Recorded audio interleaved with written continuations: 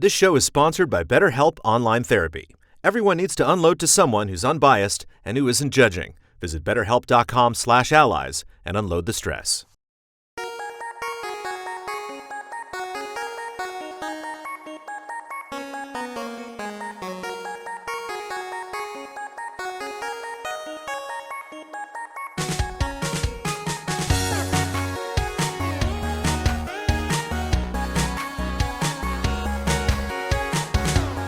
Hello and welcome to the Easy Allies podcast. I'll be your moderator, Brandon Jones. Joining me this week, the Mikes. Panelists Michael Damiani. I did a hard pause there because I was wondering what was going to come out of your mouth when you said joining us this week, and I'm like, the what? The one, the only, Michael Huber. Yo. Making it all happen in the control room, Isla Hank. Hi. Welcome back to the podcast. Thanks. But Daniel Bloodworth is out this week. Bye. Sorry, Bloodworth fans.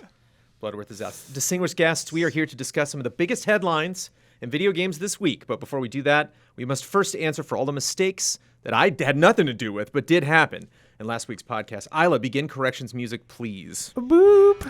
Smash and Zelda have both sold more than Pokemon Sword and Shield. Smash being Smash Brothers for the Switch there, and Zelda meaning, of course, Breath of the Wild. The top 5 on the Switch are Mario Kart 8 Deluxe is number 1, Animal Crossing number 2, Smash at 3, Zelda at 4, and Pokemon Sword and Shield at 5. End corrections music. I'm assuming that happened. Was there a sound? Hang on, it didn't. Hang on. The lights aren't working. Boop. The lights aren't working and corrections music still happening. We're in the corrections verse. Boop, boop, boop. That can end the Wait. music, but why isn't the lights working? There was only one correction Yeah. on Blood's watch. That was it, yeah. I've done that before. It's cool. Okay. It's cool, but it's not. Nothing new here. There's Nothing a lot new of to see? factors, you know. Get a no-hitter. It's like, well, I got a great team, you know. I can't really the infield. I Yeah, gotta, good gotta. defense. Yeah. Okay, I fixed the lights. Sweet. Time to fix this podcast. We had a lot of indie action this week. We had 2 people show up to talk about indie, and I want to talk about the games that they showed. I heard you were checking those out in the other room. I scanned through this as much as I possibly could. There's so many games to talk about. Always. But I do kind of want to more talk about where we are at with showcases, given that Xbox showed up and Nintendo showed up, who I think are much more active in 2021 and 2020 in the indie space than collectively than Sony. And just kind of how they approached the idea of bringing more indies, you know, to our attention and trying to get a focus on these things. I want to begin with Michael Damiani. When you started this week, did you know both of these things were going to happen? How soon? Oh, How much time did you have before they happened? No, I don't remember when Xbox announced theirs. I know we knew about it for at least over a week in advance because it was on the calendar for over a week. But in traditional fashion, Nintendo kind of like announced theirs the day before or Yeah. whatever, like night before. So that kind of came out of, left field like usual, as it is with Nintendo. So very surprising. However, the fact that there was an Indie World Showcase sounds about right because they usually do one right around PAX West time. They've done one like the last kind of like few years, especially pre-COVID. So it makes sense that it happened. So that wasn't too shocking that it happened. But how Nintendo operates, like not enough warning. Right. It's not a good thing. Did you know these were happening, Huber? What was your Same as attention level? Damiani. Knew the Xbox One was coming up, and Nintendo was like the day before. I was like, oh, there's a showcase tomorrow. Did you watch the Xbox presentation? Either of you? Just recently we did. Yes. We watched the trailers. Yes. Because it was actually kind of hard to Yes. find for whatever reason the actual presentation. Right? We kept getting like the game spots like reactions to it coming up. So we just found the article about it and a link to all the trailers that were in there. So we watched all the game trailers that were in there and the announcements. Yeah. And again, I feel bad because there's a lot of games that are trying to get themselves out there, but I was a little confused after the fact. I missed this when it was live. I went to the rundown basically. You had a list, of everything, and I was like, oh, in the official Xbox page, they'll totally have all of the greatest trailers and all these links, and like to some of them, definitely more of a big focus on stuff that's coming to Game Pass. Some of them I actually had a very hard time finding because it was like as seen in the ID at Xbox presentation. I'm like, Yeah. yes, but where is your representation out? Where's your website? Where's your trailer on their YouTube channel? Or so is this just 2 hours is too much for indie games? There's too much going on. There's no focus, or the length, obviously, because I didn't see the actual presentation.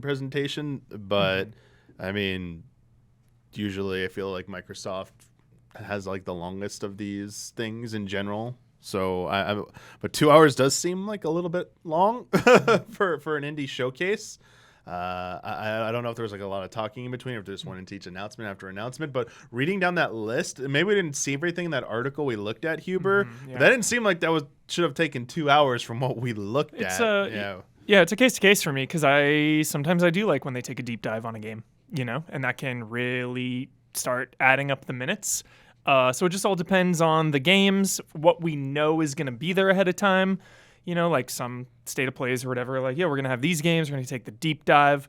So I think the length can be justified sometimes. It's just a matter of expectations and what they're going to show.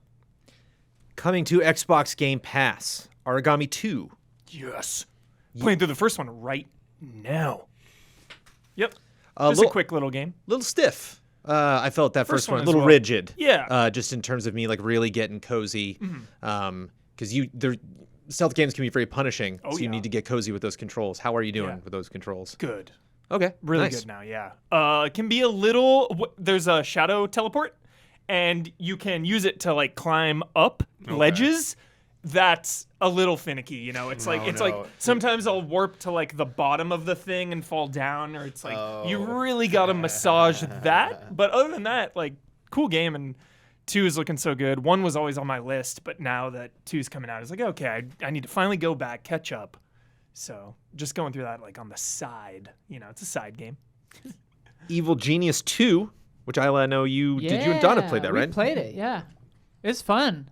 You play as a evil genius running a Go on. You know, it's as advertised. You're running a secret base. I know ours was a casino. It was great. Nice. There's probably a difference between the demo that you played and like the first hour of the game, but being on Game Pass is, I feel like, something that, you know, people Great can jump Game Pass into. game, yeah. Then Great after Game an Pass hour, they're like, oh, this is great. You know, this was a fun little value. Yeah, for sure. Library of Ruina. Yeah, we watched that trailer. I guess we were curious about the pedigree of the studio, Project Moon, or that's the name of the studio, Korean studio. Looked like a visual novel game. It had that battle system that we saw. The battle system looked complicated for sure. Hectic. Yeah, it looked a little hectic. It looked kind of almost mobile-esque a little bit, was my first impression. Maybe that's not so kind to put it.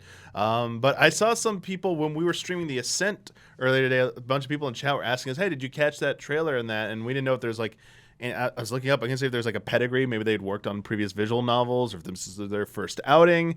I was wondering if it was just like it looked exciting to people, because to me, I wasn't too excited looking at it. So maybe it just speaks to, you know, different tastes there.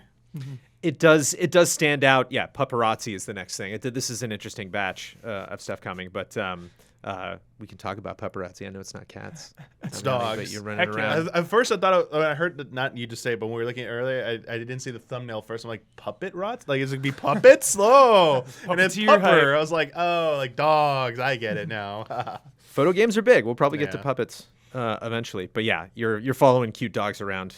You're taking pictures of cute dogs. Sable. Oh yeah. Which is definitely a good, you know, something that I think people will enjoy jumping into on Xbox Game Pass. Something that we have checked out and watched Bloodworth play at length. Mm-hmm. She Dreams Elsewhere. I don't think we saw this one. Anybody? Was this a new announcement, or is this one we've seen before? I've been aware of this for a while, but I'm looking it up right now. This isn't the one where you go into like her dreams into her mind, and it's like, I don't know, like the animation, like she's falling and then she lands in another world or something. I'm thinking this might be two different games. A surreal yeah. adventure RPG. It has it's pixel art, mostly gray tones, but there's Not some the same some game. fun. It looks colors kind of going like on. Undertale. Yeah, I'm not thinking of the same game then. Cool. But Yeah, it sounds looks cool. And Stardew Valley. Stardew. Yeah, Stardew Valley. Still kicking. Right. Yeah, I'm surprised. Still, it's like Terraria. You know, that game Yeah. lasted so long. So it's just like Stardew Valley, always relevant for like so many years. And I feel like for another at least few years, Yeah. like that game just keeps Good on on going. them, yeah. Yeah. I imagine the purest encounter would be somebody that, oh, what's this? Oh, I like farming sims. Yeah. I just have never, for some reason, you just never heard about this. And somebody, something added to my Game Pass here. And then a bunch of it, you can just grab onto these things because, what was it that you jumped out at, Huber? Origami 2. I did not know, and you were planning on finishing Origami 1. Yeah. It's a shorty. It's like a 7-8 hour game. You can put it on like easy and just kind of go through. If you have that kind of desire for anything else on this list, let me know. And Damiani, don't be a stranger. Ollie Ollie World. Yes. 10 out of 10 for me. 120 FPS, 4K. I cannot wait. Xbox. I cannot wait. I love the first 2 games. They are my favorite kind of challenging where every time you fail, you're like, one more, I can do it. One more, I can do it. One more, I can do it. This one just seems like the most ambitious of the series. Way bigger, way more customization, just a lot more to the game. Really excited. High on my list. Yeah, it looks cool, and you definitely sing its praises. But at the same time, I know, Isla, you'd mentioned it was a little bit more difficult to get into it. Maybe it can be played. brutal. I tried Ollie Ollie 1, I think. Okay. And the controls were really weird. Like landing tricks was really hard for me. So I was just like, I'm doing it wrong, but I don't know. And I was busy at the time, so I just kind of bounced off it. But this one looks great. Yeah, this that one looks scares great. me a little bit. Is that They're If just like, if it doesn't click, if it doesn't click, but everyone's telling you, no, it's good. It's like, it's not clicking. Yeah. The marketing lingo does speak to accessibility, like in terms of like getting new people in, getting people of all ages to enjoy Character Creator, which they announced. Button City, which I think we've seen a lot of. I think it's coming close to actually happening, but this is just your little fox guy trying to save their local arcade comedy adventure puzzle game. Sam & Max Save the World, which all of us know of, and all of us, I believe, have very little experience with. Yeah. Loot River, the top-down combat Tetris-like, moving platforms around. I think we saw a lot of the same gameplay we had seen before. Does look sick. Not sure if we've seen some new stuff. Pathfinder: Wrath of the Righteous. Pathfinder, like the tabletop game? Pathfinder: Wrath of the Righteous is from Alcat. This is kind of Divinity Original Sin 2 vibes. A little more action-focused, a little more dungeon crawly. But Pathfinder's kind of like D&D. yes. The way you said that, Jones, and you looked up so intensely. Because there's just a lot going on in this game, and I was just surprised. This is not something that I'm hearing people talk about more. Aeon Drive, fall 2021. Some ninja jumping around, platforming, chucking darts and stuff. There's the 4-player battle mode in there, and then co-op as well. This was the platformer going through, like zipping through. I was like, yep, immediate Mike and Mike stream. Very fast paced. Very fast paced. Yeah. Lab Rat from Chump Squad. Top-down puzzler, going for a serious Portal vibe. Lots of it's just felt like Portal with all of their jokes and the humor. And I don't know if that was intentional or they just liked it a lot. Huber was immediately out. Yep, immediately. At the jump. Yep, you were. It was the lasers, right? Yeah. Yep, the lasers, the block pushing. Yep. We saw more of the Wandering Village, which we've seen before. Yeah. City building on a giant monster. Lightyear Frontier. Okay, so which was teased. Which I love the title though. Yeah. Wait, so is this the one? this, no, we were thinking of Space Liner or whatever was the Space Yeah, Liner. space. FTL one? the one that has like the 60s font. Space Lines from the Far Out. That one. That's like FTL meets Undercooked. Yeah. Or Overcooked. That's what I That's said. the one. Yeah. With co-op. Yes. Yeah. Yes. It was like this roller coaster. I'm in. It's FTL in 3D. I'm in. Oh wait, what's all this superficial customization? You're losing me. Oh, co-op gameplay. I'm back in. Let's go. You can change your ship. All right, let's go. They call it a comedy sci-fi roguelike party game. Wow. There you go. Yes. Need some Hard lightheartedness yes. after FTL, man. Is that again coming to a Mike and Mike in the future? Yeah, oh yeah. Oh, yeah. And group stream, hopefully it's Yeah. probably 4 players. Like I wouldn't doubt it. Lightyear Frontier was just kind of teased. It's No Man's Sky-esque, interplanetary farmers, but in mechs. With mechs. Oh, yeah, there was a Oh, shot. it was super good. We haven't seen It looked Yeah. cozy. Yeah. Yeah. We were the ones like, this is not on Switch. Yeah. It was like a tease of a tease. Yeah, there was not a lot there, but I was like, oh, that looks cool. The ship at the beginning, like the Spaceballs Chip? Yeah. Yeah, Winnebago. Yeah, in that looks space. cozy. RPG Time: The Legend of Right, which is a JRPG that I was not familiar with. Anvil, a top-down co-op shooter, kind of similar to Ascent.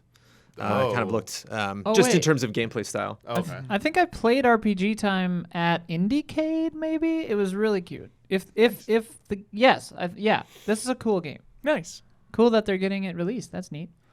Ink Lunati, which is not easy to say, Inclunati. but I respect it. Illuminati. It's awesome. It looks like old religious tomes, like like something Dr. Jones would crack open and be reading about the Ark of the Covenant. But it's and in a kind of a Monty Python-esque way, like all the different old school looking characters are all attacking each other and Cool. RPG tactics and stuff. Soup Pot, cooking sim, which we've seen before. Yep. The Big Con, an 80s style, intrigued. super great 80s vibes in this. This was with like Troy Baker, right? In this one, that was this one. If it's a video game, he's probably in it. Stop it. No, that's the 90s inspired Yeah, one. Troy Baker's in the 90s one. Yeah. I'm just kidding. What? No, that's called something else because it looks like Nickelodeon 90s animation. Yeah. That's on this. I don't think it's this Sorry. because you said 80s. Yes. Yeah, different decade. All right. Mad Streets. Mad Streets. Are you sure about this? Did you see this? This like kind of gang beasts, but with like buff college students. It's kind of like backyard wrestling Awesome. kind of vibes. Backyard wrestling. It looks like dudes who got drunk at a party and then just started wailing on each other. This is the one. Yeah. Mad Big Streets. Con. Okay, the Big Con's 90s, Dude, it Jones. looks like It's Doug. 90s? It's like Yeah. Nickelodeon 90s animation. Looks like it's like Doug. Totally Early inspired by 90s, like bro. Doug. The Big Con looks really cool. It looks like my style. They were hyping up like the voice cast though, so I didn't get to really see more of the game. It was more of like, yo, look who's in our game, like, hyping that up. But it looked cool. Yeah. Yeah. Just like adventure vibes. You play as this character. They were really hyping up the script. Yeah. Like the best written script deserves the biggest like names and voice acting. Yeah, in a playful way. They were like jokingly hyping up as like the best written thing. Yeah. So that one stood out to me for sure. Planet of Lana from Wishfully. Very pretty looking side-scrolling adventure game, but just not a lot shown. Super teasy via their website. Project Wingman, which I guess is already on Steam. You can check out. That's the Ace Combat like game. Yeah. Yeah. I'm seeing that getting a lot of buzz. I watched a little bit of it. It looks more like grounded looking, less anime-esque, I would say. Do we get many of those? Do you think that's a genre where... No, we don't really. And by anime-esque, I mean like the absurdness of like the situation and storylines. Because Ace Combat does not look like anime. It looks very realistic. Unless you play the one with anime cutscenes, like Unsung War, maybe Okay, 4. yeah, maybe that. But it looked like a little bit more toned down, but still looked pretty cool. Solace State. I thought you were going to say Solidus Snake. Yeah. Solid State. Was this more of this? It's too many games. It's too many games. This is the thing. Your mind melts when you start rattling through 20, 30, 40 indie It's games. so many. Just like, what was that called? so A many. sci-fi What is hacking this? adventure Okay, game. sci-fi hacking. And Inked and the Veil Shadow of the Crown were also in there, but again, I could just find references to it being in the presentation because there were so many games. But it sounds like pretty good vibes coming from this. When you see something come to Game Pass, do you like make a mental note, or are you just like, I'm gonna bump into this eventually? It's just I'm gonna see some tweet that day, or It's so overwhelming to even follow that the only time I notice it is if it's a game I want to play right then, and then I'll be like, is it on Game Pass? Yeah. But it's just like overwhelming to think of what is and what is not coming. So I just like do it in the moment. I think one of the things before we get into Nintendo that stands out for me when we talk about doing too many of these showcases or remembering these things or these things making headlines on their own and also making press opportunities for all the things that are a part of it. Do you need to have like the one or two clear winners from an event? Oh, did you hear about that ID at Xbox thing? I mean, the big takeaway was X, but they also showed these other fun things. Or is ID at Xbox and something like a Guerrilla Collective where they're just like, we're just going to have 50 titles and we're going to go through all of these things? Yeah, I think it's acceptable to not have like a standout per se. as Huber, you were saying earlier, you like it because this was like roughly like 2 hours where they take their time and maybe do like a deep dive on certain titles. That seems to work. Like the state of play earlier this year also kind of did the same thing, where it was like third party or smaller titles, and there was like some people out there like misunderstood, thought it was gonna be like their like big E3 thing, but it's like no, they actually it was the one before that. It was the one that had some of their smaller titles for sure. I liked it because they spent a lot of time on each individual game. Nothing was really like a showstopper for me, but they were still each of them individually like were really good showcases that got me interested in that. As long as it's doing that much and gets me, you know, intrigued about it. And as you said, some of these games you're like, because we didn't watch it, like maybe they didn't show enough of it. I hate that. I hate when you like the con one. The big like, con. You're like, what's the gameplay? What's the gameplay? And like, they don't answer that. It's like, what the heck? Yeah, like, come on, stop. stop. Right after they did the interviews with the voice cast, then like, all right, now here's a trailer. Like that, they should have ended with like kind of a trailer showing off what it was. But totally feel that. I feel like they got to get that right. Yeah. I just wonder via scheduling if this isn't something we could like do weekly, or like why this has to happen. It's like every couple months, and then we got to take like 2 hours to go through all of this stuff. And like you were saying, like maybe we can focus on smaller things, because it doesn't surprise me when I imagine if you're setting up some sort of an indie showcase, you probably get so many emails and requests from people who want their games involved. But this is just specifically, you know, the indie groups that Xbox is working with and promoting. So I was just surprised it was just a little more. Yeah, it took a little longer to get through this stuff, or it's something they can't do on a more regular basis. Maybe. I mean, again, I think it might also just point to that we had this. We're gonna be talking about Nintendo. There's also that other indie house like showcase. I don't know if it happened or still gonna happen, but it does seem like it's timed around where PAX West used to be, which is like a big game showcase, but known for showcasing a lot of great indie games. So I wonder if it's like partially tradition, but also partially we're going into the final half or maybe the fourth quarter of the year. And we just want to show you, like, we need to showcase the indie titles. And Nintendo and Microsoft have generally been pretty good about it. So this might have just been their second half or last quarter big showcase of indie games, and that's like it. And I think they don't need to do this monthly. I think, you know, you just do like 1 or 2 of these a year, maybe 3 of them. If there's a lot of indie games, and I think that gets the. I think they're, especially when because I didn't see this one. I assume it's very worthwhile and was well done. Indie World Showcase from Nintendo. Also, they're very well done. Like, everyone seems to enjoy them, even if they don't have a showstopper, like a big final announcement. Right. People still walk away like that was a really good presentation. So I think if you do them too often, though, it might lessen that impact, and that's when people might be like, all right, enough is enough. Like, we're kind of annoyed at this.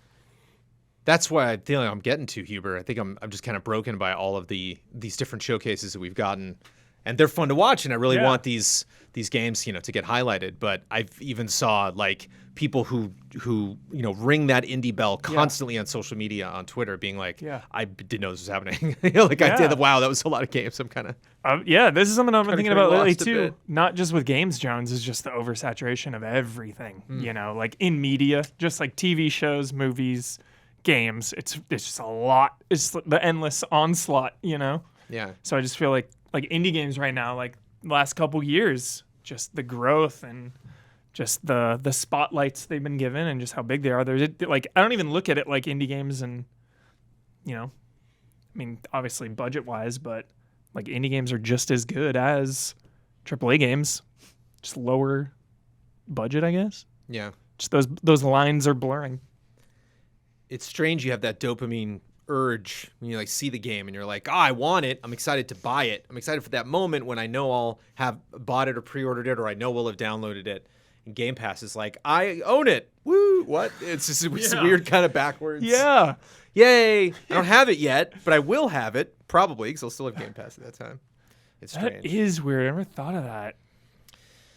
Or you might be thinking to yourself, wait a minute. I own a Nintendo Switch.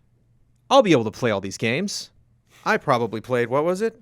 Either Mario Kart 8 or Animal Crossing or Smash or Zelda or Breath of the Wild or Pokemon. You know, I was thinking that has nothing to do with the Indie Direct earlier today. Remember when there's a 3DS and like a Wii U? Remember we had 2 consoles? Yeah. It's so nice whenever I like see some announcement or I'm reading up on this, because I did not watch Nintendo's Indie Direct live. But it's just nice not to wonder what something's coming out on, or whether it's like, oh wait, no, that's that one last 3DS game and then we're done.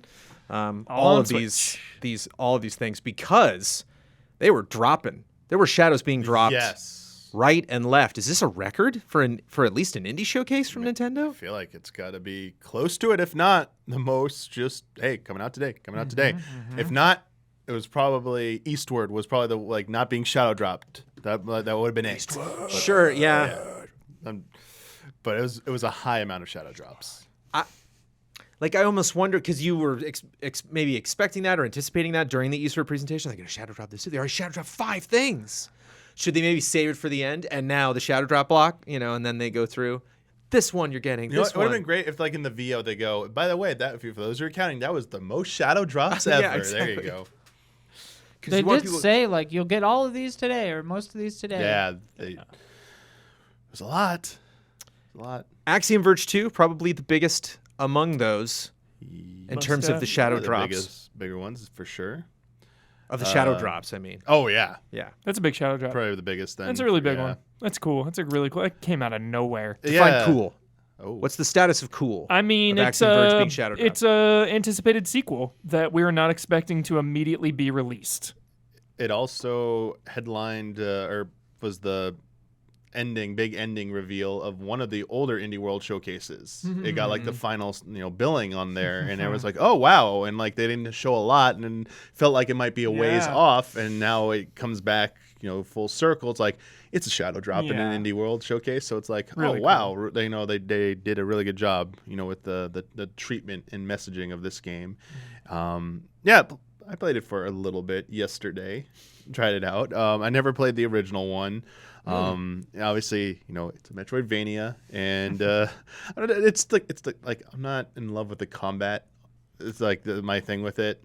It doesn't really sell me on it. And then reading some stuff about the bosses are optional and not required. I haven't really figured out some of them or all of them, or apparently all of them are not required. Wow, yeah. I mean, ambitious, bold, but I don't know how it ultimately affects the total experience. So maybe different endings, depending on if you kill all. Yeah, I don't want to say any more because I did read more about what it entailed, but it'll be interesting how people process and what they experience with that. I mean, interesting they wanted a different visual style with the game as well from the first one. Kind of aesthetic tones, like in Antarctica. So and then you're going underground. Yes. So a lot of that type of color palette versus the first one, which felt like it had a completely different vibe. It's like Geth. Yeah, very much. I understood that reference. Yes, there we go. I get it too. In Axiom Verge 2's case, Huber, I can't tell if the shadow drop is a compliment or a potential issue, maybe, or a boost. That they were oh, we want to give them a little bump today, or we want today to be the day. That this game again makes a name for itself. Yeah. Because I haven't played either of these games, but Axiom Verge was still one I was acutely aware of because people were like, this was a sleeper hit this year. This really captures a lot of what we love about this genre. And I didn't hear that again. I just didn't, get that same kind of buzz. And then boom, here it shadow drops. And I'm like, I'm not worried about Axiom Verge 2. I just hope it does well. I hope people are still talking about it tomorrow and the next day, or I hope this does well. Yeah, because it's such looking at all these other titles, it's boy, that just really stands out. It's such an interesting thing, Jones, because just about the oversaturation is mainly about how quickly things leave the conversation. Something comes out, we consume it, on to the next. And yeah, just with Axiom Verge, it's will a shadow drop help it in the long run because it's hype in that moment? But then on the flip side, I feel like most of the conversation for a game now is leading up to it. Having months of conversation, comes out, talk about it a little bit, move on. So I wonder what is better. Obviously, that's more expensive because it's marketing. Or you might not really have that. You might kind of approach for the game and be like, we don't, so much of this is spoilery. We don't really want to show these things. And so it's okay, why don't we just do a teaser and then disappear for 4 or 5 months and then boom. Shadow drop you or, release a month later. Yeah. I mean, I do think it's a good time for it to come out because next month is getting really crowded. It's about to pick up. This month also originally had another kind of smaller indie darling coming out with Kano. Was originally supposed to come out this month, but also pushed back. So kind of made this month in terms of high profile indie games, the Axiom kind of gets its own moment now. I think this probably primed it to do it the best it's probably going to do. Yeah. It got a nice spotlight to itself. Interesting too that reviews were ready to go. I saw reviews instantly for it. It was coordinated. It was a shadow drop, but then all the reviews were Very interesting, isn't it? Yeah. Must be nice.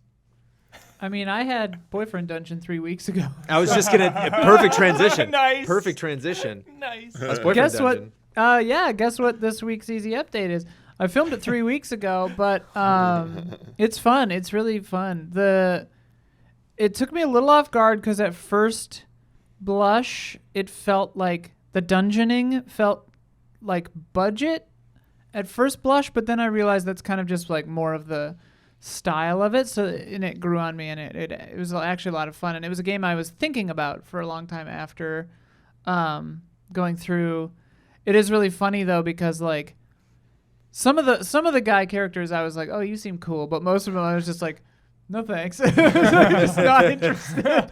Which I'm like kind of. The game is called Boyfriend Dungeon. It's like sort of whoopsie, but whatever. Just immediate red flags. Well, there was one character I was getting skeevy vibes off of. No. I was like, dude, you're coming on strong. I don't know, man. I don't know.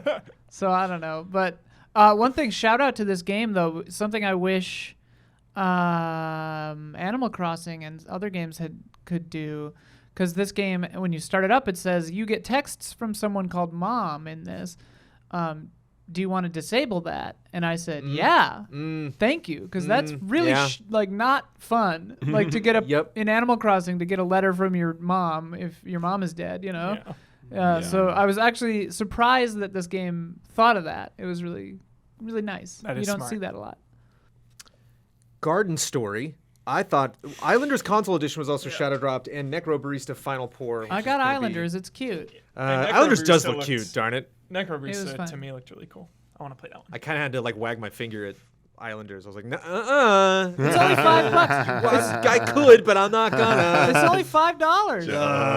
That's only like $5, Joe. I was like packing up for the podcast. My Switch in my Another backpack. island. It's like Islands called you. $5. That's But like Garden me Story, with I Garden remember. Story. I'm trying to stay away from that one. Totally Johns. remember this game. You saw the moment it showed. Yeah. As soon as they showed like all the planning and all that, I was like, nope. Out. Nope. But that's Time consuming. It's just the case for a shadow drop. The Garden Story to me is in a totally different position. Obviously, not just popularity wise from Axiom, but if this is going to come up in the direct, it's like, okay, now's the time we should put a release date on this thing. Oh, it's on my Switch. Great. Okay, like Nice. that's perfect. To me, that Yeah. timed out really well. Looks great. Eastward, you brought up. Eastward. Did that make an impact? I mean, it's just what everyone This is was my number mentioning and Number talking one. about. Number one. The soundtrack. Oh man, whatever the song they were playing there was like really good. And then that art style looked amazing. It looks so good. But yeah, you were digging it I'm too. so Huber. hyped on this. September 16th. This is one of the biggest of the year now for me. Honestly, Yeah. I'm that hyped on this game. I think That's it could be one of awesome. the best indie games of the year. Hopefully, looks really cool. Loving the story vibes. Just like the world is coming to an end, the population is declining, and we're just like traveling across road trip style, coming to towns, campfires. So ready for this game. This is one. This is the one. I'm sure this panel agrees with me, but like, yeah, let's just make pixelated RPGs forever. Yeah. Like, let's Yeah. just like, Yeah. we can't. It feels like we're just getting started. Like, it feels like the last like 20, 30 years is finally here we go. We can really make some cool stuff. But lots of really great indie studios making some very cute, very there's cool like- RPGs. There's like a full-on cooking thing in this. I love cooking in games. There's like a whole cooking mechanic. Yeah. So we are going chronologically through time now. We're getting Eastward on September 16th. In October, Tetris Effect Connected comes to Switch, which is like done pretty well, but like that's going to sell bonkers, I think, on Switch. Toem, which is my jam. This is this black and white Game Boy looking photo op thing. The You're running in Pokemon each Snap. environment. Yeah. On Game Boy It's all Pokemon Snap. 2D, but you can Yeah. get in the environment and spin around. I'm checking that out. Shovel Knight Pocket Dungeon. Yeah. They were really hyped Yes. on it. Wow. Visually looks cool, So but much I'm not a yes. puzzle person, so yeah. Okay. But you two were blown away by it. My kind of puzzles. This looks so fun. This is just like it's the mechanics. I didn't fully understand what was going on. Like you have energy and you can group things up and like attack the crystals. Just looked really fun addicting gameplay. It just looked addicting. Obviously, it's in the Shovel Knight universe. And then to kind of spice it up, there was kind of like an overworld map and like some kind of shop, it looked like. So just more than the puzzles. But yeah, this looked amazing. And obviously, it's Shovel Knight, so that's a huge part of it. But I was ready to get addicted, Jones. Yeah, I like the look and vibe of it, and Yeah. it reminds me of Grindstone, which I put more time into than I thought I would. Yeah. Grindstone you might dig, Hubert. You're like a tough, like big burly man with a sword, and you have to like slice your way through all the little monsters of matching color. Cool. You know, it's pretty jolly and not too impossibly hard. What was the 360 one? Bejeweled? Yeah. Love that game. It's kind of, I mean, it's sort of like Bejeweled. Love it. Not really, but kind of. Matching game. But yeah, this looks cool, and I like the art style of Shovel Knight a lot. So. Yeah. It just looked really addicting, Jones. That's great. This looks like one where you boot up and like an hour and a half goes by and you're like, wait, what? That's what I like. I like the Switch, and Grindstone filled this niche, but like I like having like a little more time sync than a phone game, but a little less time sync than like turning on a TV. Yes. You know, and like this fills that really Yes. well. Perfectly said. Yes. Just the right amount of time sync. Yes. How's Shovel Knight the franchise doing?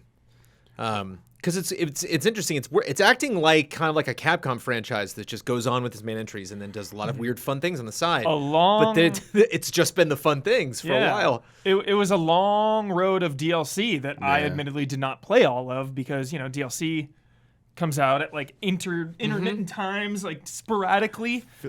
Yeah, didn't like the last one took a little bit longer, I think, to come out. But during the presentation, the person speaking on behalf of Yakuza Games said like this is like the next step for the franchise. So it does feel like they want to build out Shovel Knight into more things and not just keep continually making 2D side-scrolling action games, but let's do some other genres, some other spin-offs. And this one seemed to make sense. So I mean, Yakuza Games is very talented. I'm very happy to him. I mean, I liked the 2D side-scrolling speaks a little bit more to me, but, you know, let them find success where they need to find success to continue to make more of these great games, for sure. Shovel Knight Dig is the one I really want. Shovel Knight Dig. Where are you, Shovel Knight Dig? Yeah, where is that? Where are you? Is that like Steam World of Dig? Yeah. Okay. Yeah. I didn't know And if it was like going Super for the Mario, same. I just think of Super Mario Brothers 2. Too, like just The best. It feels so good. How was that made so long ago and it still feels so good to just like I don't know. It's just like so simple, but then you pick up the dumb key and then the moving face chases your ass and you're like, don't leave me alone. Trying to get out. it's so good. So annoying. Release date TBD on Dig. Oh. So probably next year. Probably a ways out. Yeah. I wonder if this one will be out before it. What do you think? I think they put a date on this one, didn't they? Yeah, I'll check. Okay. Yeah, the Shovel Knight date, Jones. Was there a This date? winter. Winter. Okay, winter. Pocket Net. Also this winter, Loop Hero, Loop Hero, nice. which Yeah, is which is out. super exciting. And this is a rare moment. Capture it right now, where I'm going to be a mouse and keyboard snob because I'm usually like, oh no, I like with shooters. Like always got to play with a keyboard and stuff. You should probably play Loop Hero with a mouse. You can't. I don't know. I don't know how that would work on Switch. Yeah, It seems like you wouldn't be able to I switch can see there'd fast be a lot of enough. analog tapping. Yeah. To be fair, I played Maybe you could touchpad Darkest it. Dungeon on console, Yeah, and it was good. Switch Good does have touchscreen. Transition. right. Oh yeah. Yeah. Which they could access, but Especially man, that new OLED But that model. being said, Loop Hero is I played really, Hotline really, really Miami on a trackpad, so anything is possible.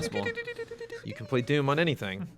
Far Changing Tides, which I might be curious to check out. That's early 2022. Follow up, because I know nothing about this. That the trailer said from the creators of Far. And it's Right. like, so is this a sequel, prequel, I'm guessing? The first game looked very, straightforward, pun intended, and the sequel does as well. But it looks like some more exploration. You're just building a big thing, and then it's going to the right through an apocalypse. Bomb Rush Cyberpunk. The Jet Set successor. Yeah! Yes. So much yes. Yeah, it looks just like a Dreamcast game. Oh my god. They did yes. it. It's just that. It's just a Dreamcast game, honestly. Yes. So, oh my god.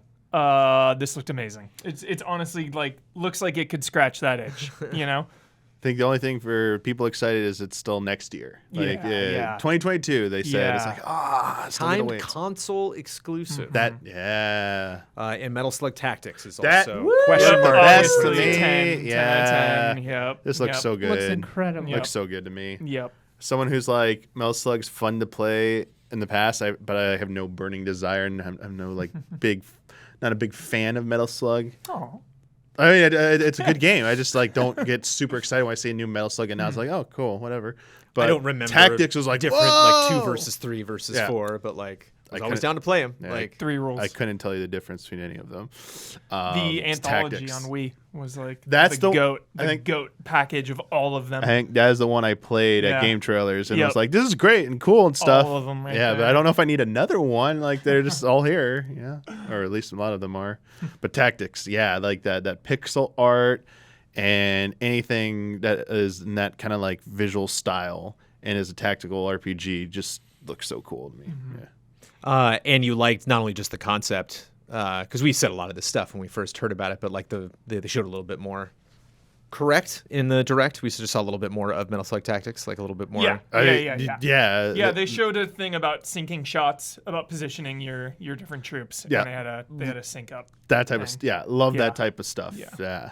The more complex, the better. I heard you shouting a couple things down the hall that you thought might have been in here, or that other people might have thought there might be some crushed dreams. I mean, That's the vibe I got from both of these presentations. Is like I have no expectations whatsoever. I think I get asked that every now and then. People are just like, "What indie thing do you think is coming?" I or like, mean- especially even a company's like, "Oh, this is third party stuff." It's like this could be anything. Like, Yeah. I almost feel like it would be better at this point if Nintendo just straight up would go the route that Sony did for its last State of Play, stating something will absolutely not be in here. That's already known. I think at this point, like it's not the fault of Team Cherry, like how long the first game took, of how long Hollow Knight was in development, and if the sequel is going to be even more ambitious, it's going to still, even with the bigger team, it's still going to take a long time. I wish, like, just for the sanity's sake, Nintendo would say, like, in each indie direct, there will be no Silk Song on this. Like, stop. Like, because every time it happens, it's unfair to everyone else, all the other presenters in there, because inevitably the comments go, where was Silk Song? Does it exist? Where is it? right. It's like, When you reminded me that Axiom Verge 2 ended one show and then shadow dropped on this one, it seems like that was a setup thing with Nintendo. So I'm wondering if Silk Song is maybe like was waiting for Axiom Verge. I didn't want to have like a couple Metroidvanias on top of each other, and that maybe we're going to actually see it soon, or it's still really far away. What do you think? that's a solid conspiracy theory right Okay. there. I'm just always thinking. I think it's just a ways away. Okay. Yeah. yeah, I think it's probably more that Yeah. it still needs more development time. Yeah. And, you know, I think the thing was they showed off stuff because it started as DLC. They showed off gameplay in the past, so people probably thought it was very far along when it probably really wasn't that far along. Yeah. And I think it's just got, you know, the expectations there are sky high Yeah. because of how good Hollow Knight was. And yeah, I think this is a situation where it might be just best to say it's not going to be there. And then maybe even just like say it's going to be in something like with an update on Silk Song. Like, heck yeah. Like, because we already know what it is. It's like the only thing that would be more surprising about seeing it again is like, as you said, like a shadow drop. You know, that would be pretty cool whenever it is shown my off God. again. That would break Yeah. the internet if Silk Song I shadow think dropped. I think if it needs more time and it's like maybe it'll go out to maybe in like sometime next year or beyond. You know what? It deserves to be in like next year's E3. Honestly. Like in Nintendo's E3 presentation. Like Gamescom's that's coming Silk up. Song. Silk Song status Wow. is high. You break Yeah. the ID, you break the Nintendo Indie Direct ceiling. yeah. Silk play with Song the is big like boys. Hollow Knight's a system seller. Like Silk Song, no reason to doubt anything else. What about Hollow Knight Pocket Dungeon? What if they weaved? You know what I mean? That's what I'm saying. Like Shovel Knight's a big franchise. What if Hollow Knight's like, hey, we want to take it to the next level? Just don't know. They're spending so much time and effort making this sequel. I don't know. I know in a hypothetical, if that's what they want to do after Silk Song, then you know, sure. You know, imagine the sequel will be very good as well. So it's like they made two extremely best in class potentially Metroidvania style games, and do what you want. You get to do whatever you want now. When you have a game that's talked in the same breath as like Symphony of the Night and Super Metroid, you can do whatever you want until you like make a stinker. Yeah. Legendary. If you haven't played Hollow Knight, it's available on the cheap. I have it on my Nintendo Switch. There it is. Maybe I'll get the sequel one day. On my Nintendo Switch. And now, a word from our sponsor. If you're carrying a credit card balance month after month, it can feel like you're in a never-ending cycle of debt. Upstart can help you make that final payment so you can get ahead. If you dread looking at your credit card statements, you're not alone. Debt can feel crippling, but Upstart can help you on your path to financial freedom. So many Americans experienced financial hardship in the last year. Upstart can help you regain your footing and get things back on track. Upstart is the fast and easy way to pay off your debt with a personal loan all online. Whether it's paying off credit cards, consolidating high-interest debt, or funding personal expenses, over 500,000 people have used Upstart to get one fixed monthly payment. Upstart knows you're more than just a credit score and is expanding access to affordable credit. Unlike other lenders, Upstart considers your income and current employment to find you a smarter rate for your loan with a 5-minute online rate check so you can see your rate upfront for loans between $1,000 to $50,000. I checked that 5-minute rate check. That is a 5-minute, I believe it was less than 5 minutes. As gamers, I take that seriously. If you have a good HUD, if you have a good website, if it is easy to find out what is going on, it's extremely easy to go check that with all of our sponsors. Whether they're like, yeah, you just go online and sign up. Like, is that true? 'Tis true. You can receive funds as fast as 1 business day after accepting your loan. Find out how Upstart can lower your monthly payments today when you go to upstart.com/easyallies. That's upstart.com/easyallies. Don't forget to use our URL to let them know that we sent you. Loan amounts will be determined based on your credit, income, and certain other information provided in your loan application. Go to upstart.com/easyallies. And if you are a patron of Easy Allies, thank you. Twitch tweeted, as of today, enforcement notifications sent to suspended users will include the name of the content and the date of the violation to ensure they have better clarity about what content is being actioned on. Good. Wow. Thank goodness. Yeah. Congratulations. Thank goodness. to people getting booted off Twitch or to Twitch or who should celebrate this? Basic decency. Thank you. I mean, it was a little bit weird and, bizarre that you could get suspended and outright banned and they would not tell you why. It's like, I don't know, that level of like secrecy type of like moderatorship stuff and like online communities is always like kind of weird to me. I forget at this, like we're so used to at this point with like YouTube, like when you get a copyright strike, it's like, or flag, it literally like tells us in the back end, like between these times, this song, this entity. Can you imagine a time before that where we didn't know that, how weird that and frustrating that would be? It's like, that's what Twitch was. Like, what the heck did I do wrong? Especially people who genuinely didn't know what they did wrong. It's like, wait, what? And Twitch has not been the best about being very clear about even its own rule sets. They try and adapt to ever-changing landscape, but it's been very hit or miss, with their clarity and their enforcement. So this was a much-needed step that I feel Twitch needed to do, a very basic step, and a long line of other things they probably need to start doing as well. So, welcome to, that club where it's like, thank you. Everyone can now know what they did wrong and would love to hear their rationale for why they never told anyone. Yeah. Why? Was it because their lawyers are like, weird. Oh, it opens us to legal trouble? Or, oh, now people are going to know how to get around the rule when we specifically told them what they did wrong. Now they'll know how to push to the edge. I'm like, it's what people already do anyway. What? I was like, I don't know. But we're here now. This is a good thing. And, hopefully it leads to more transparency from Twitch so that people can, just have better information to make better decisions about their branding and their channels on there.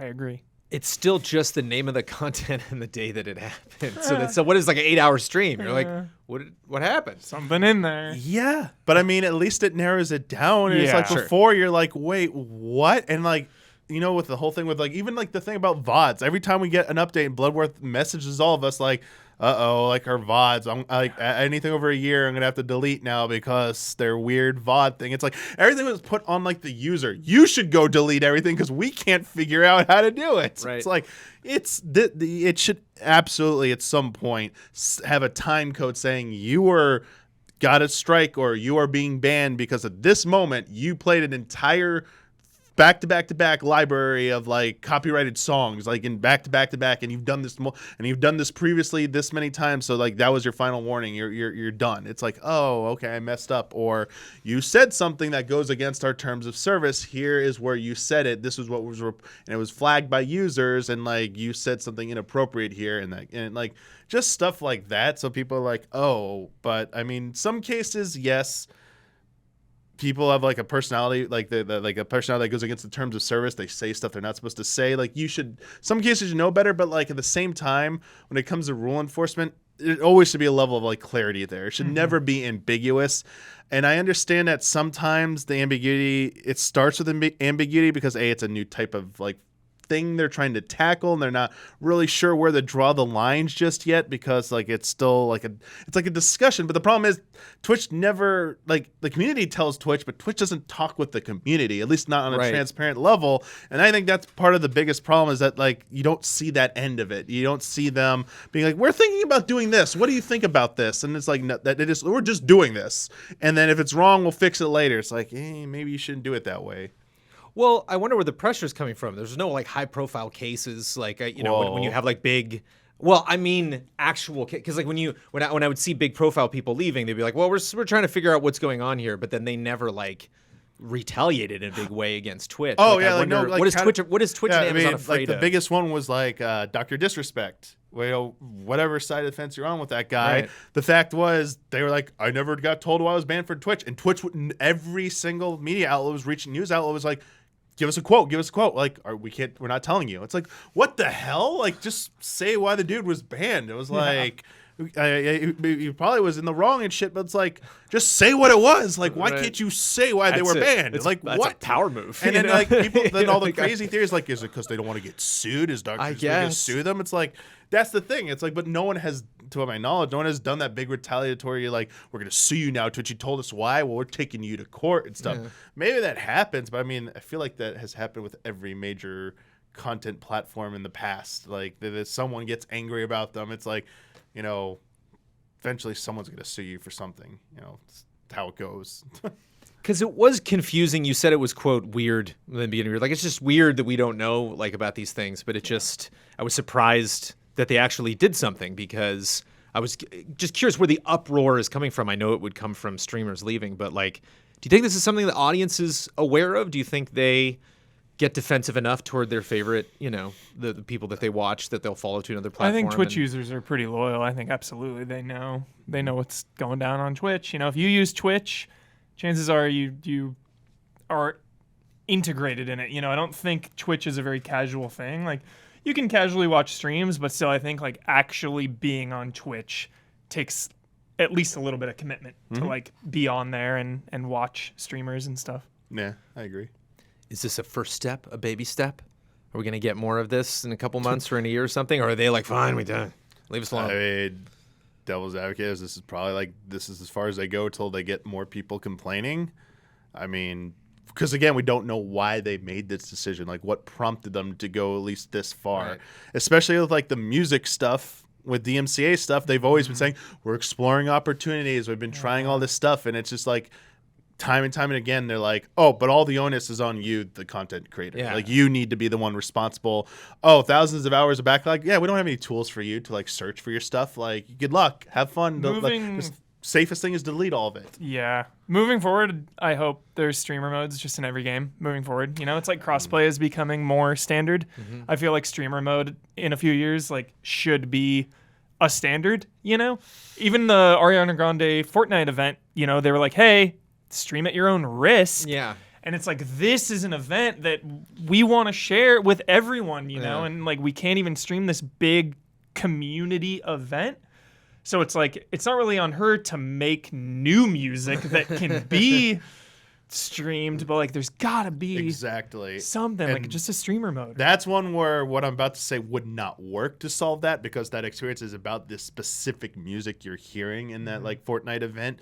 But on the flip side, if you have streamer safe, it needs to have a library of music that's safe. Like video games do that, but please don't ever do what some of the game companies did at E3 this year with their stream safe versions, which was like no music whatsoever. Never do that again. Go find some library music. Like I and did put kind in, of enjoy, because that's the thing. Like all the, it was like so bad. I got to kind of sandwich some E3s together because I'm used to getting these trailers, and I feel bad because in both of the indie showcases we got this week, there's just, if you're indie game out there and you really want to make an impact, get as many sound effects in there as you possibly can. Because I see some game, I'm like, oh, it's so beautiful. I think Eastward might have been that, where it's just like not a lot of sound going on. It's mostly just music carrying the whole thing.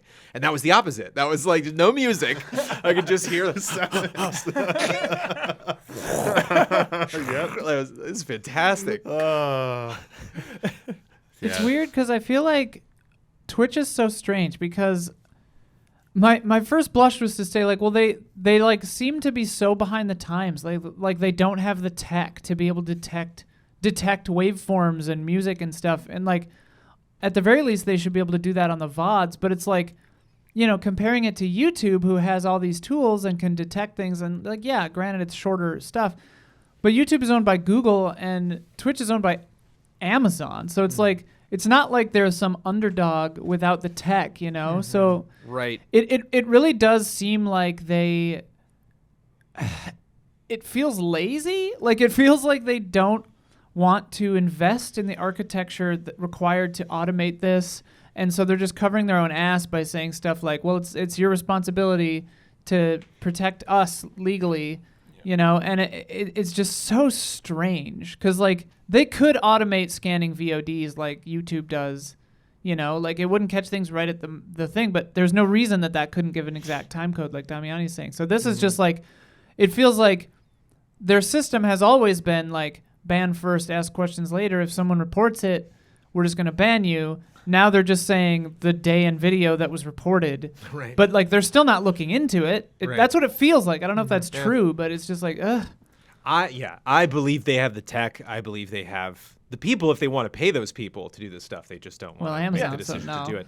It reminds me of just renters not wanting to like invest right. in the building. Right. We're renting the platform basically. Like we're on your thing. Yeah, and it's like they you don't want to do just enough so you keep your tenants. Yes, exactly. Amazon thought they were going to lose their tenants, and so they at least did this. And you need some double pane windows? We'll throw them in. I'm curious what tenant it was. Yeah. Mrs. Johnson in the corner there with the cats finally spoke up. Yeah. So we all get AC. I'm curious how that works. Great analogy. That was a good analogy. Thanks. The Amiga 500 Mini announced. Amiga? Little before my time. Isla Amiga? I don't know, the Intellivision? Amiga, no, and the Intellivision Amico was delayed. That's right. different news. Okay, yeah, there's two. There's two of them. This is brand new, baby. Yeah, all right, the segment will be short. It's the A500 for short. 25 games, $140.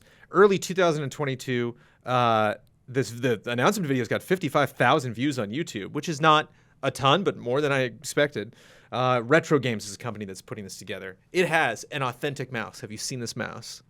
It is like old school. The trackball? 80s. Does it have the ball? It's got two little buttons. Okay. On the top, man. Just literally one of big those old old buttons. school Yeah. nice. Like the old Max. Yeah. The authentic mouse. The Precision Gamepad is new. The gamepad did not come with that. You can save and resume games. It has scaling options. It is a CRT filter. Quote, this is a compact reimagining of the Amiga 500 home computer, featuring perfect emulation of not only the original A500, but also the advanced graphics architecture, the AGA, of the the Amiga 1200. Includes all-time greats. Pitfall, I saw. Worms. That was not Pitfall. That was not No? That Pitfall. was Another Life oh. something. Another Out of world. this world. Another Out of this world. world. Another right? world. Another world. Another world. Sorry. We got there. So Nice. we recognize that. I know Another world. because that game was on NES and Nintendo It's on Power literally back in the everything. day. They Yeah. put it out on right. it's been over and over and over. Never played it though. Alien Breed. I don't know that. Is that the shooter? It's an all-time great. What? Yo, Battle Chess? Oh shit! Yo, Battle Chess. I played that as a kid. Let me see Battle Chess. Chaos Engine. Chaos Engine, man. That sounds intense. These are specifically what they said all-time greats. Just curious how all-time maybe they are. are just before my time. Simon the Sorcerer. No, I missed that one. I've heard of that. Simon the Sorcerer kind of gave me vibes. Oh yeah, Battle Oh Chess. my god! No, Battle Chess is a classic. You don't Battle know Chess. Yes! That's someone bring that to the Hall of Greats, please. Yes! But again, I showed them Battle Chess. That's why Huber is freaking out right now. Yeah. Lightning bolt of memories. Wow, thank you, Isla. Oh my Battle goodness. Chess. Battle Chess, dude. Yes. That's Wizard's Chess. So I Simon the actually Sorcerer. played some of these on PC, like maybe DOS versions or something. Yeah. These were on like a lot of platforms. Simon the Sorcerer kind of reminds me of the game Tom Hanks plays in Big. Like, kinda has the same kind of vibe. And Worms. I guess maybe one of the OG Worms was on the Amiga. Or load your own games via USB stick with the WHD load support and an array of options. Wow. Just a little brief history on this cute little console. The Amiga was the first low-end Amiga home computer. Commodore announced it at the January 1987 Winter Consumer Electronics Show. Were any of you born? I was born in 87. I was alive born in in 87. 85. All right. I was Born in alive. 87. I remember. Writing down these I'm old. dates, I'm like, old. Wait a minute. I'm old enough to remember there used to be like 2 CESs a year. I thought there's a winter or summer one. Yeah, the winner. Comstock. Winter Isla. one's Comstock. Comstock. winter one's still around. The summer CES evolved into E3. We're going to Comstock. The Amiga 2000 was also announced at that CES. It had a price drop in 1989, and it was bundled with Batman. And this was not the NES Batman. This is its own Batman. This was the Batman was on all these weird home computers. Some version of the 89 Batman. Yeah, it was the Batman pack. Oh, sick. Do you remember this growing up? No, because then I had a Apple IIe, and then just like You were already 17 in 1987. I wish the box. I wish the box would have had like Batman packaging on it and stuff, Yeah. like current bundled stuff does, like those Yeah. special editions. That would have been sick. Surprised Jones missed it. Wait, 8. yeah, Dude, Batman. That's what I'm saying. Batman, when you're a kid, Jones, was Yeah. that you should have been all over this. Something about that word that really pops from a Wikipedia page, I'll tell you. I'm just looking down. I wonder if some fun things. Batman, what? Yeah, Batman. now I Batman know. pack, what? It's got a little hyperlink. I click on it thinking, this will just go to the 1989 Batman film. No, there's this version of the 89 Batman game So wild. that, I love that you just said hyperlink. Hyperlink. yeah. I got Your some, 1987 is showing. I got some hyperlinks here. Look out! Netscape's coming. And before we wrap things up, I mixed. Daniel Bloodworth has had to do some very heavy lifting in terms of this podcast discussing all of the crazy things that are going on in Activision Blizzard. I am fascinated that we're still talking about this weeks later. I am upset that we're talking about this weeks later because this stuff is so systemic. This stuff is so we're really trying to root this out of our industry right now. But hey, 4 weeks later, we're still talking about this. Activision Blizzard is still dealing with this. This is something they absolutely cannot run from, cannot avoid. And it is wild to not only just say like, oh, here's that new news headline that came out. So many things have come out. I'm just going to focus on 4 of them. The shareholder group SOC released a letter demanding changes following what they said, quote, was an inadequate response. So again, that's the kind of move you want to see. You want to see shareholders coming out and being like, no, it's one thing if we were against the, obviously the lawsuit. It's another thing if we're hearing rumors of stuff that's happening there. We didn't like your response. Yeah, that's great. Jesse McCree, who I saw a lot of people were calling out against, the director of Diablo 4 and, of course, the Overwatch character's namesake, has left Blizzard. I hadn't heard that. Yeah. Bloomberg did extensive reporting, as Bloomberg does. Schreier was tweeting that, interviewing current and former employees, talking about a wide range of issues. But they did very good reporting, as did Polygon, focusing specifically on their QA departments and what they have gone through. And I'm sure there will be more to talk about. Whether we specifically give it a timestamp. Was there anything stand out to you? Because we haven't talked about this. I missed a couple podcasts since all this crazy stuff went down. I've just been wrestling with everything, because I was such a big Blizzard fan growing up. So I kind of came to a thing for me where it's like, this seems like it was going on for a very long time, Jones. So for me, it's like, all right, the games that came out under that watch, like I don't want to be a part of, So moving forward with this company, like if I choose to engage with them again, because like I'm not going to be playing Diablo 2 because even though it's Vicarious, it's still under this institution. So for me, it's like looking forward down the line. If I see change, if I get a good vibe from this company, then I will like maybe reinvest. But like this. But I mean, that's going to be like. Yeah. Like every game they've announced right now, you can't play. Yeah. Like Diablo 4, No, Overwatch 2. I mean, I can. no There are, big laws, and that's another thing is there are just so many video games. Like, why would I spend my time with that? You know, with a company that is toxic. So again, moving forward, like if things can change for the better, then I'll consider. I don't know how they change this. I honestly don't know how. Like, it's so ingrained. It seems like from this reporting, it's like fire everyone, like start over. I don't know how you fix this. It's like such a big company though, with such sue big everybody? franchises Yeah, and it's such crazy. big plans. And when I first heard about it, I was not on the podcast that week. But when I first heard about this, all of the posts that I saw said Activision Blizzard. All the responses that I saw said Blizzard. And I was like, what's Activision's role in this? And so it's interesting, you know, having Bobby and everybody. It's like, okay, now all of you have to be accountable for this because shareholders need to be represented, you know, people that let this behavior go on. I've had the feeling of hopelessness, but that's not productive or good. So for me, I just focus on like, this is happening now. This is in the spotlight, you know, because clearly for years it was not in the spotlight. And now that it is, I have to hold on to that and think, okay, this is good. Like, hopefully change happens. The hope I have is that I'm not here being like, we got to talk about this again this week. I know it's rough, guys, but we got to talk about it. It's like 4 or 5 things happen at the minimum, you know, that like, I'm sure there's a lot of other things. And again, specifically Bloomberg and Polygon's reporting, like you can dive into and read up a lot of that stuff. Kotaku was where I went. I was reading their article about Jesse McCree. Again, these names, this culture, you know, like not even know. Yeah. Like that damn cowboy, Jesse. Also this week, Back 4 Blood had a beta. We played it. Back 4 Blood is awesome. So awesome. We had a grand old time. So awesome. And shout out to our preview that we did, our impressions, because it was like immediately after playing that. So that's always good to just take a breath. And then it came out that there is no campaign versus mode. That was the big one in Left 4 Dead, you know, because we played these survival ones. So they came out and they said, but at this time, you know. So down the line, it just seems like, you know, the smart thing is to kind of always hold something in your back pocket, I feel like, with games, because then in, you know, 6 months you can hype it up again. Oh, this is brand new mode, let's go.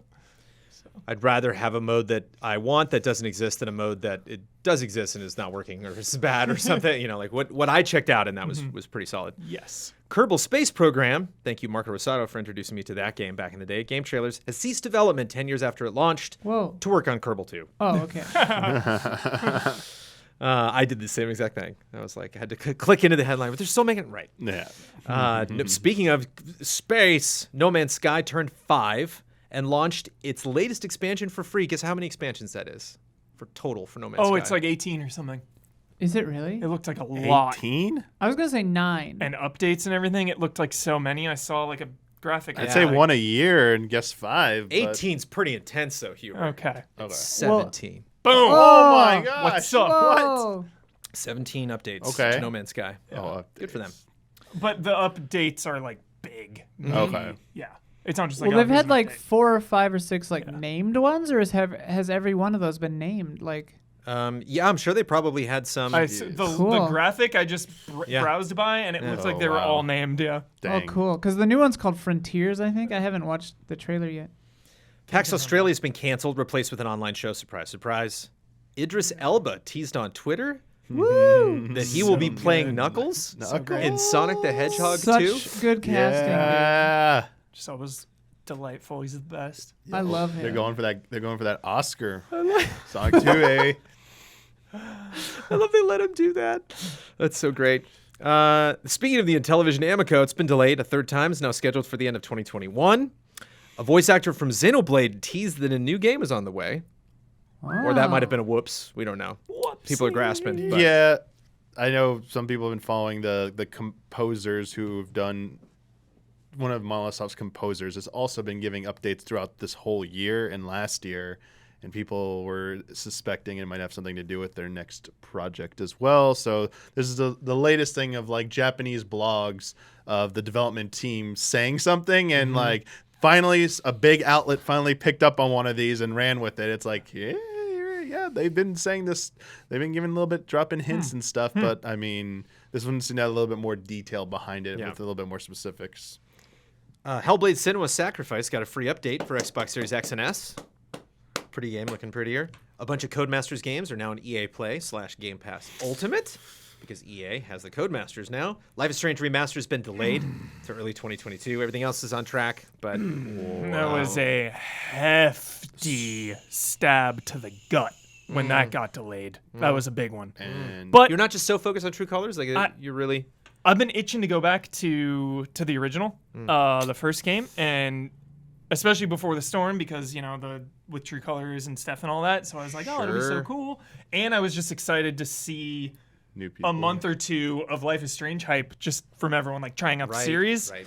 But this is probably for the best, because now True Colors will have its time, and then next year we'll get to live with the originals. So in the end, it's actually a good thing, because I feel like that would have been just like a lot of Life is Strange right on top of each Sure. other, And anybody waiting So- for it, I replayed the first 2 chapters of Life is Strange for a video series last year, and at no point was I like, "Woof, this didn't age well." Yeah. It's amazing. The voice acting is incredible. It's really, really pretty world, fun game. The quote-unquote core talent from Typhoon Studios, if you're not familiar, that was Journey to the Savage Planet, has reformed as Raccoon Logic, which I love, and retained the Savage Planet IP. So Cool. it'll be interesting to see, if they're able to continue with that. And Knights and Bikes is becoming a middle-grade action book series. Cool. Knights and Bikes. Feel familiar with Knights and Bikes. Cool. Cool. I think you did that on Stream Team. I wanted to do that. Yeah, on, we played it on there. Yeah, I missed it. pretty I cool. was like, oh, I want to do that for Mike and Mike, and then he did. We it did on Journey to the Stream Savage Team. Planet on Yeah. Mike and Mike. Yeah. Yeah. Let's play a game. I got it. Yeah! I love that Never turtles want the party to ooze stop. green. That's so good. This People- is Mysterious Monsters lighting. Fun This is fact. the Easy Allies podcast game lighting. Yeah. Oh, right. Never been used for anything else. Listeners, that's what you're picking up what I'm putting down. From Sage Mode Q, last month my brother stumbled across Steven Seagal's IMDb page, and of course it was full of gems. Well, that night I just so happened to be playing Yakuza Like a Dragon on Game Pass, and as soon as I started a Substory, it gave me an idea for a game. It's very simple. I'm going to give you a phrase, and you tell me, is it the name of a Yakuza Substory or a Steven Seagal movie? Good luck, Okay. allies. Love and respect. Are you ready? I'm ready. Sure. Apex Predator. Yakuza. Seagal. Are you sure, Huber? No. Seagal. Okay. Hubert got it. That was a Okay. Yakuza I 0. was confident, but I was not sure. Yeah. Out of Reach. Seagal. I'm gonna say Yakuza again. Seagal. That is a Steven Seagal film from 2004. 2004 Yeah. Seagal. Yeah. We're doing those. It's probably going to be a Probably lot of the most of these, obscure yeah, ones here, most of probably. Yeah. Sheep Impact. That's gotta be Yakuza. Yakuza. Please. Yakuza. That is a Steven Seagal film What from year? 2010. Yeah. Dude, Dude, okay. a 2010 the more Seagal recent you get, the more sheep crazy. impact. How off the deep end he's gone, man. Truth and Lies. That's going to be Yakuza. Come on. Yakuza. Yakuza. That Don't is do Ya- this. That is Yakuza Okay. 5 Substory. The Perfect Weapon. Seagal. Yakuza. Yakuza.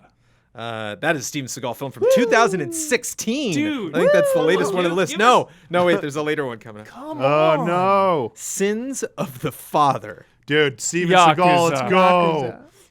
That's Yakuza. Yakuza 6, The Song of Life. Kojima. Greatest game title of all time. China Salesman. Steven Seagal. Steven Seagal. Seagal. Probably. Please be the Steven Seagal 2008. 2017. Yeah. Oh my God. Oh so my stupid. God. China salesman. Yeah. Yeah. How far Against they file. all odds. Yakuza. Seagal. Yakuza Kiwami 2. Finally, The Lone Survivor. Seagal. Seagal. Same. That is Yakuza Like a Dragon. That's the newest sub-story of all of them. Harsh. Dang. That was rough. That's tough. Yeah. Some obscure Segal movies in there. I think you took that. China salesman. China salesman. What the hell? I think you won that one. Oh, thanks. Makes Need a no synopsis sense. for China Yeah. salesman. I don't know. Amazon Watch Party. China salesman. It is now time for Love and Respect.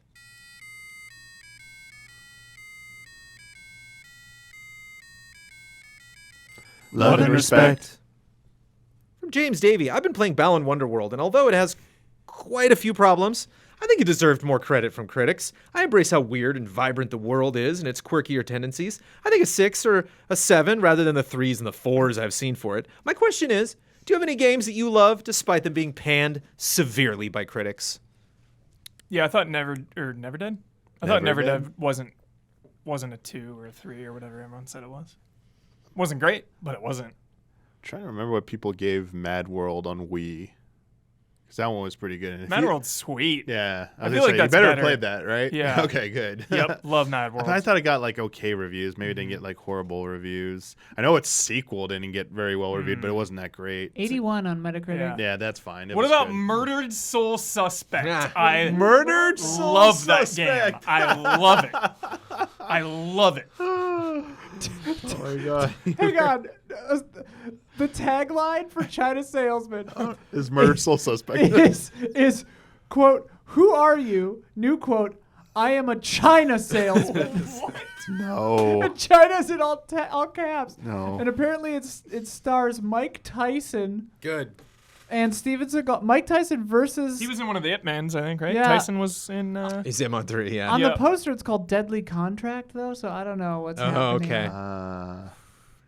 Murdered Soul Murdered Suspect. Soul Suspect. I feel like the meta score is not good, but that's one. I'll check. Hang on. Yeah, so I don't follow a lot of like meta scores, so I don't memorize Yeah, them. So it's I like don't- hard for me to know what was not universally liked that I liked. Soul Suspect 59. Yeah. Oh, okay, that's There you down. go. Okay, that's down the there. one. That's There you down go. there. I really liked that game. Uh, I liked it. yeah, I'd have to like look this up because I don't know if like I thought Mad World was a little bit lower than what it would have been maybe. Enslaved, Odyssey to the West, and like Remember Me, some of those like mid-tier games. Wet with Eliza Dushku, I like. Good God. These are all like 6s and 7s. Yeah, that's what I'm just women in 7s all the yeah, time. Like, yeah. I never. Yeah. Yeah, but the 59 there, right under that. Like once you're in the 50s, yeah. I Over here really playing like. Greedfall and Avengers. I really liked Uru/Mist Online. That's in the 70s. Nice. Yeah, I'm trying to think about some online games. Just all 7s. Yeah. From Jack Forrest, over the years, music has become an integral part of these last few generations in gaming and media in general. But what I ask today is if you could have a game made with an original score or procured playlist like Death Stranding, which studio would head it and who would write the score? If you had to knock out an amazing score and you can grab this, you can go Tarantino style where it's a collection, any or if game. you were going to start, Making doesn't a matter the game. genre. Okay. You were like, I want to start off on the right foot. And make I would try to get Jessica impactful Curry to music. do something for me. I would get this. You got her. I would get Klaus Schultz. He's like a gnarly synth. You know, out of control, but also like can get really intense and like moody. Klaus Schultz. Cool. And yeah, I've already gotten some of mine. I mean, I got Working for you? You making games? no, not for me. Joe Hisashi from Ghibli fame doing Ni no Kuni. Did you see his never live Thought concert? that would ever Andy? happen? And I was like, what? What, Isla? Did you see when he played live? I went and saw that concert. Yeah, pretty didn't go great. see that. Yo, the correct I messed answer. up. Isla, I though, messed up. the correct answer though is John Carpenter. Oh yes. Oh, Yeah. dang, Yes. yeah.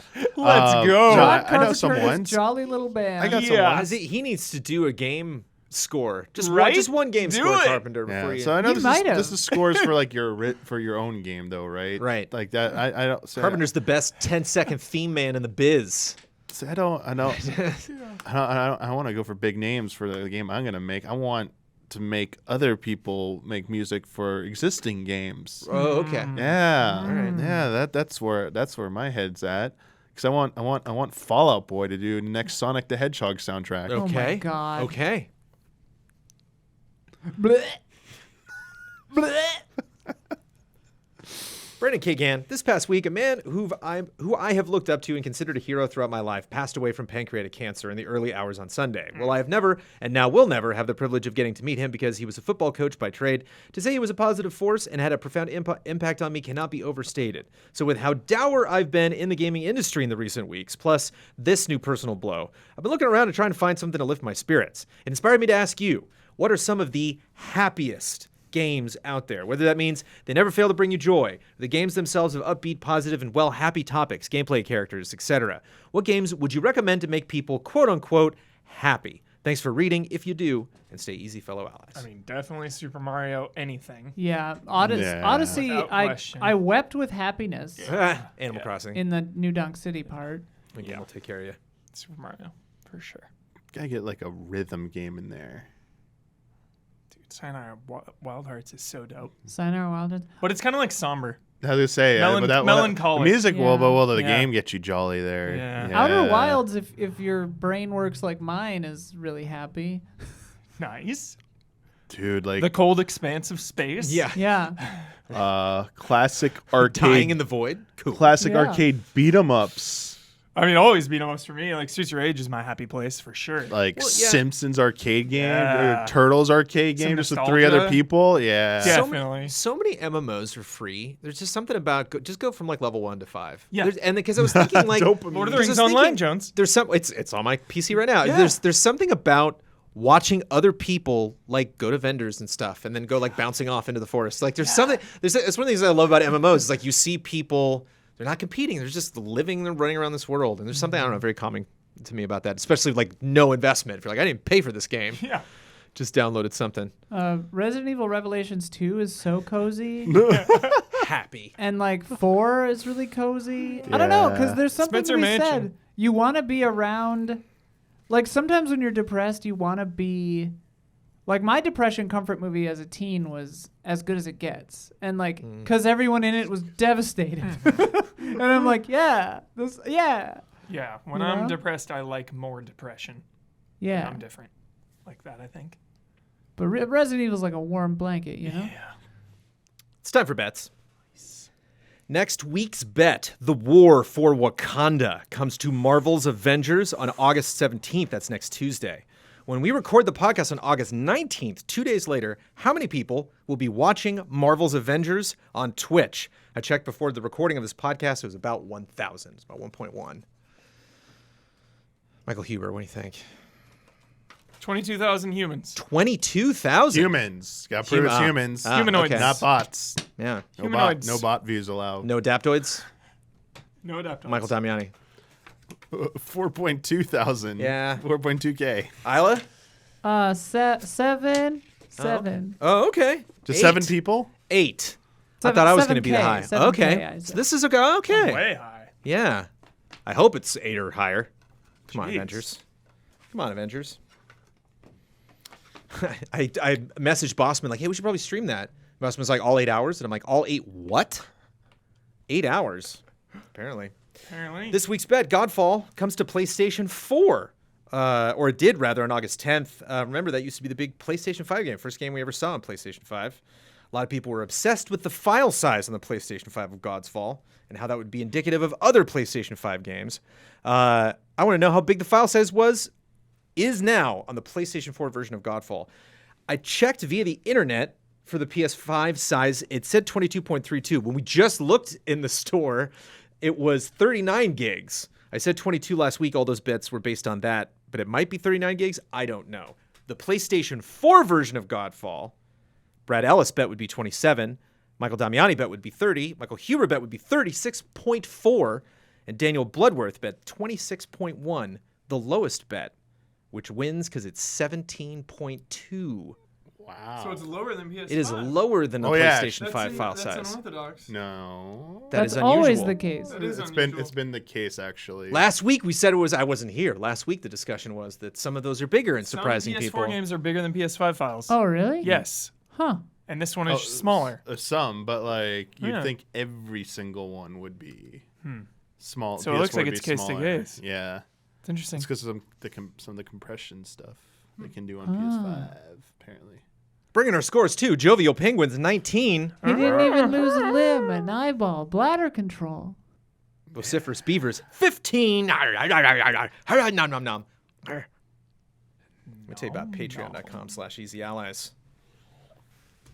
If you listen to this podcast on Sunday, thanks to Michael Huber, it might seem a little discombobulated. It might seem a little out of sorts. You might be like, this thing happened there. Or maybe there was a little cut or something like that.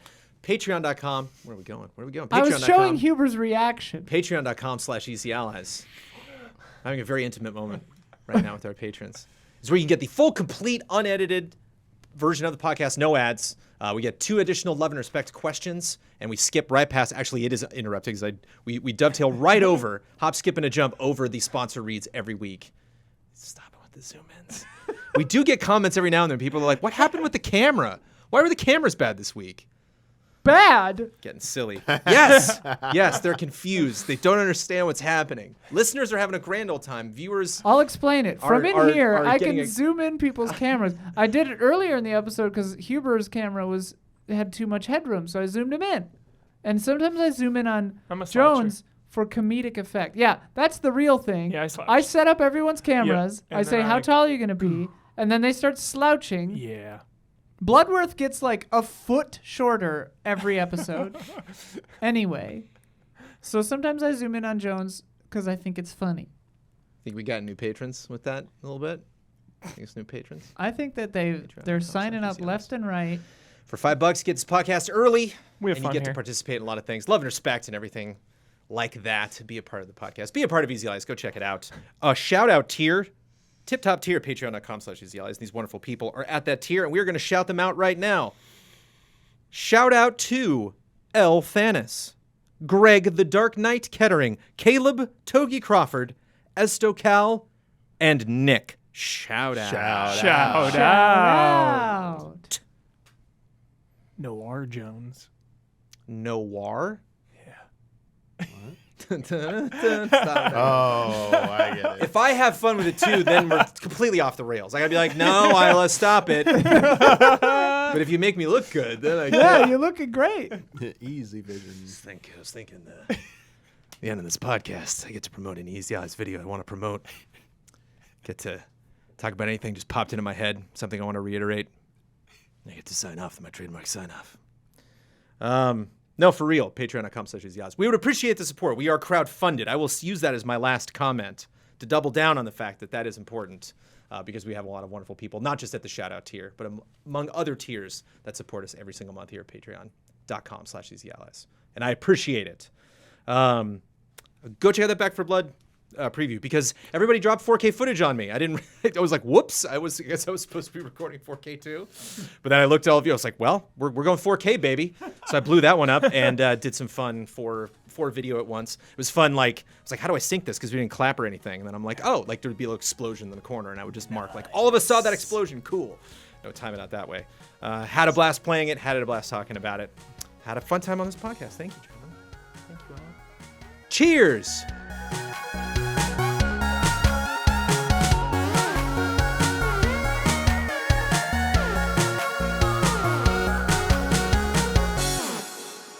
What was the 360 one? Bejeweled? Yeah.